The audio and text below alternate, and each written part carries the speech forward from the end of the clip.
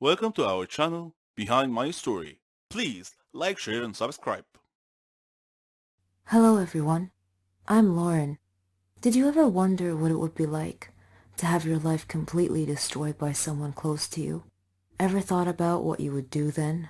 I didn't have time to think, because that's exactly what happened to me. It all started 2 years ago. I lived a quiet life with my mom and dad and my sister. I loved my family. We were always together. We were happy until that fateful day. My dad got fired from his work, a big company. He had worked there for 20 years.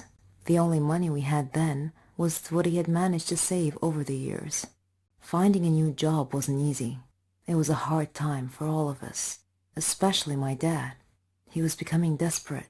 At times, he just sat there, quietly, deep in thought, and I rarely saw him smile since. One late night, we were still up waiting for him when he walked through the door. But something was different. He wasn't walking straight. It was the first time in my life seeing him drunk. I decided to take matters in my own hand. I started job hunting. I was lucky enough to find something suitable at a startup company. The pay was good enough, and the more I worked, the more I earned. I was trying my best to get our life back. I was giving it all I've got. My dad started asking me for money. I was more than happy to give him what he needed. I didn't even ask what it was for. Then he started asking for more. He came late almost every night, and he was never awake in the morning. It seemed like we hadn't talked together for ages. Then, money started disappearing from my purse. I got home from work one night. It had been a long day, and I was really tired. I put my bag in my room, and I went to the kitchen to find something to eat. I made myself a sandwich, then took it back to my room. But when I got to the door, I saw a shadow moving inside. I thought everyone was asleep, so I opened the door slightly and looked inside. I couldn't believe what I saw. My dad was standing over my bag, and my wallet was in his hand. He found no money in it, so he threw it on the bed and started going through my purse. At that moment, my mom came down the stairs. She had my dad's shirt in her hands and a small pack of white powder. I looked at her face. Her eyes were filled with tears. I tried to speak, but found nothing to say. My dad came out of my room. He saw us standing there. He tore the shirt and the pack from my mom's hands. He was hysterical. He started breaking things around him. Suddenly, everything changed. My mom and I were too scared to move. But then my sister came running down the stairs. He pulled her towards him and held a knife to her throat. He threatened to kill her if we didn't give him money. Without a moment's thought, I did what he asked. Things only got worse. Nothing was ever enough. He asked for more and more money, and if I refused, he'd get violent, beating up anyone in his path. I couldn't stand by and watch, so I would just give him what he wanted, until I decided enough was enough. He barged down the stairs one evening and asked for all the money I've got. I told him we had expenses to pay, the rent, school fees, but none of it mattered to him. He asked me again for the money and threatened me if I didn't do what he asked. I refused. He hit me so hard that I crashed my head against the wall and fell to the floor, bleeding. Everything went dark. My mom took me to different hospitals, and I had to do a lot of checkups and tests, but all the doctors said the same thing, that this was it. I was sentenced to live my life in darkness, never to see the light again. Bumping my head against the wall was one of the reasons, but apparently my psychological state played a huge role in my recovery. The doctors suggested that I'd be taken to a psychiatrist. My dad felt sorry for what he had done to me. He quit the drugs and alcohol, tried to be proper, but it was because of him that I was in this state. I didn't know if I could ever find it in myself to forgive him. I was torn inside. He was my dad, but I couldn't forget what had happened. I stopped talking shortly after, and he left, disappearing from our lives. No one knew where he was or what he was. A year had passed, and he came home. He sounded good, kind of like how he was before. He's trying to make up for what he had done. But to me, nothing he does makes a difference anymore. Kind of like how he was before. He's trying to make up for what he had done. But to me, Nothing he does makes a difference anymore. I'm still in the dark. That's something I'm gonna have to live with my whole life. I can't change that. What do you think I should do?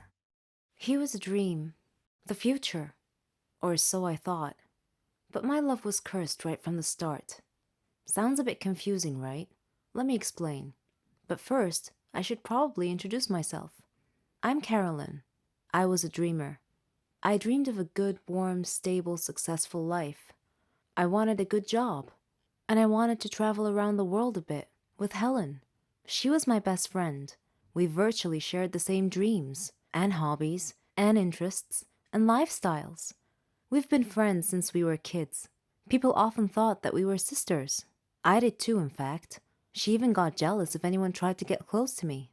Every day, Helen and I worked a little more towards our dreams. Once, when Helen and I were traveling with some of our friends, we had a problem with the hostess on the plane.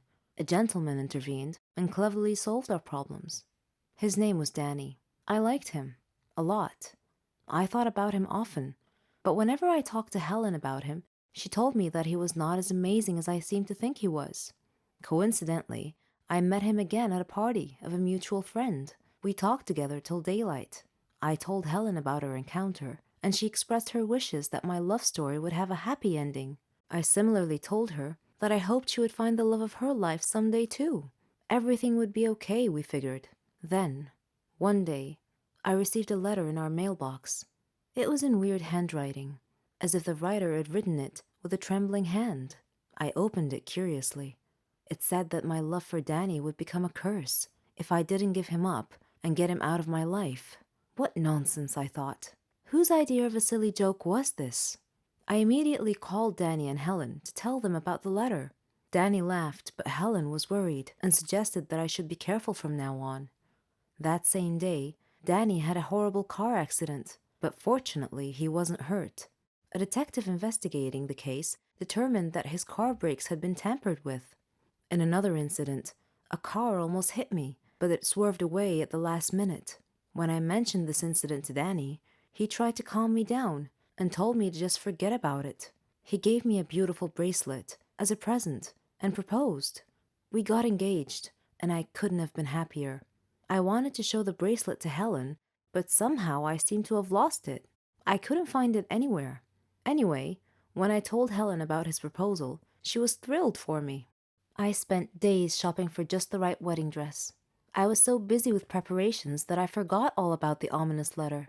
I went to the wedding hall early to make sure that everything was ready and prepared. Helen was helping me, and Danny kept calling me to make sure I was all right. Suddenly, the lights went out. I called out to Helen, worried that she might have tripped and fallen when the lights were out. When the lights came back on, Helen had fainted, and my dress had disappeared. I screamed to the ceiling, "What do you want from me? Leave me alone!" Suddenly, Danny appeared out of nowhere and asked me what had happened. I told him then and there that we must break off our engagement, otherwise the curse the letter mentioned might injure someone or cause someone to die. Then Helen came too and tried to calm me down. She told me to go to the car and that she would get our stuff and follow me. I loved Danny and wanted to marry him, but now I was seriously worried that this curse threat might actually be real. Helen came back carrying a bag and a large suitcase and told Danny not to worry, that she would drive me home and then call him to tell him that we had arrived safely. I was still crying, and Helen was trying to calm me down. When we arrived home, I noticed something strange. Helen was carrying a bag that was partially open, and I glimpsed a piece of clothing stuffed into it. It looked exactly like my dress. I opened the bag and found that it was my dress. I confronted Helen and demanded to know how my missing dress ended up in her bag. I clearly caught her red-handed, and she was unable to answer coherently. I realized at that moment that the source of the so-called curse was Helen. "Helen," I said, "how dare you do this to me? I thought we were like sisters to each other." She replied icily, with a glare that I saw for the first time. She said that she fell in love with Danny just as I did, but he chose me instead of her, and that she hated me for it. She said she won him over and got him to love her instead. Then they both tried to scare me into calling off the wedding so that she and Danny could be together. There are no words to describe how I felt at the time. I replied in a similar tone. I told her that I don't ever want to see her again. Or Danny. Neither of them mattered anymore. I never did see Helen or Danny after that day. I'm on a Caribbean island now, sipping on a cocktail. I read in the paper that Danny and Helen had announced their engagement. I'm thinking about what wedding present I should give them, as a surprise. We lived with a monster who knew no mercy. He would hit and insult us all the time. I wished him dead on a daily basis. He would kick me out of the house often. But as we all know, there comes a turning point in everyone's life that either ends in success or tragedy. Oh, I forgot to introduce myself. My name is Lara. I am the middle sister among 4 siblings. We lived with a cruel father, whose bad behavior had long erased any kind memories we may have once had for him. Our mother was kind, lovely, and responsible. She used to take care of us in every way, but she finally had to abandon us because she just couldn't take any more of father's abuse. I remember the scene vividly to this very day. There was a big fight between my parents. At the end of it, mother had opened the door while holding a suitcase. We were too young to understand anything at the time. She was crying as she turned and walked out of our lives forever. We were expecting father's attitude to change after that, but it didn't. He continued mistreating and ridiculing us every opportunity he got, neglecting us completely. He gave us neither food nor clothes, only a very small amount of money to fend for ourselves. What could we do? We had to live with the situation. He would often return home drunk at midnight. Scared, we'd stay quiet in our rooms. The only bright spot in our lives was our dear brother Philip. He was father's favorite son, which caused us to depend on Philip to get anything we need, like money or other necessities. Philip was so funny. He could make us and even father laugh. He had a way with father and could usually manipulate him to protect us a little. We all loved Philip. He was the only sunshine in our miserable, gloomy existence. One day, we woke up in the middle of a stormy weather. We turned on the TV and listened to the news. It said the bad weather had spawned a huge tornado. It was heading our way. They advised people to stay inside. We all looked at each other, knowing full well that our old worn-out roof could not withstand the tornado. Philip said he needed to talk to father. After he knocked and entered father's room, we heard father shouting at Philip. Philip had a look of fear on his face. Father then shouted, "If anyone wants to fix anything at home, then he is welcome to, but I will not fix anything." Philip gasped and said, "But Dad, it's a big tornado." Father then grabbed Philip by the collar and pulled him up close, saying, "Then you go fix it." Philip was so afraid he couldn't swallow. Father dragged Philip to the backyard. He brought nails, wood, a hammer, and a long ladder. Philip was terrified when father pushed these things at him and told him to get to work. Philip begged, "Please, Dad," but father just shouted, "Go." Philip took the nails, the hammer, and the wood and began to climb the ladder up to the roof. The wind was howling, blowing very hard, and I had a feeling of dread that something terrible was about to happen. Father just stood there, not worried about Philip's safety at all. To calm us down, Philip looked at us, as if to say, "Don't worry, everyone. I'll be okay." There were many wires on the roof.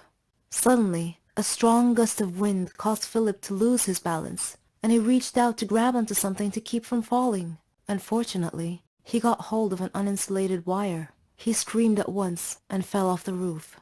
We watched, horrified, and began screaming. Father frantically rushed over to Philip's body lying on the ground. He lifted Philip's head into his arms and rocked him gently, but Philip was dead. He got electrocuted. We had never seen Father cry, but he cried a lot that day. At Philip's funeral, we all stood and looked at the photo, showing Philip smiling like an angel. Father hugged us as a group and said, "Please forgive me, kids. I'm so sorry. I didn't realize that I loved you all so much. I'm so sorry for not being a good father." We believed him. We hugged him back. He was being sincere with us for once. From that point on, he was a changed man. He gave us everything. Love, attention, money. Now we love our home and our lives. I can finally say truthfully, with all my heart, I love you, Daddy.